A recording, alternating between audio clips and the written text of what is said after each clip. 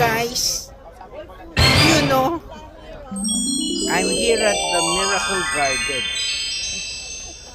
So, bakit ba miracle? Oo nga. Kaya Yan ito, din ang tanong ko. ito, Yun din ang tanong ko. 18 years old pa lang yan ha. Miracle na. Thank you. So, alam niyo na guys kung bakit Miracle Garden ha. Ay, hindi, ito, ano pala to? 150 years old. Di ba? Oo, naging kalahati na lang. Ay, sakto pa rin. 470. Correct. Yun, no? At sa araw ng mga puso yun. Pag-araw ng puso, ayan. Ay, Yan, ayan. Ito pa mga, Miss, ano Isa to? pa. 1995, Miss Iloilo, asan na? Ayun, no? Hindi ka mag-trending nito.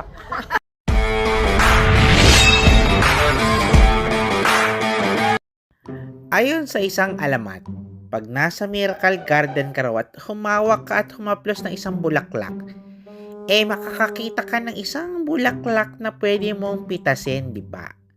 Katulad nito, ang aking kapitbahay na suplada. Kaya sinundan ko siya pero hindi ako nagpakita. Nakita ba niya ako? Wala. Kasi ang ganda ng Emirates na eroplano, puro bulaklak At para siyang paru-paro pala minsan. At inaamoy-amoy niya yung sunflower. Kaya aamoyin ko rin yung inamoy niyang sunflower. Bango. At magpapakita na talaga ako. Diba? Ayan nagpa-background pa ako para So guys, ang dami talaga dito mga bulaklak, diba? Sa Miracle Garden dito sa Dubai. At sa dami-dami ng bulaklak, andito pa yung bulaklak na yung kapitbahay kong suplada. Wow!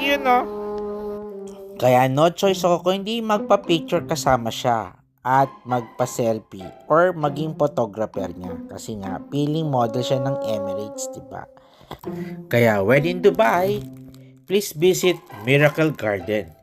Pero minsan, sarado to. Lalo na ata pag summer, diba? Kaya pumunta kayo na hindi summer. Kasi ang init din dito, ha? Kaya tama na kayo sa mga hindi summer. Paulit-ulit. Ganda talaga dito. Thank you for watching my CFG channel in YouTube.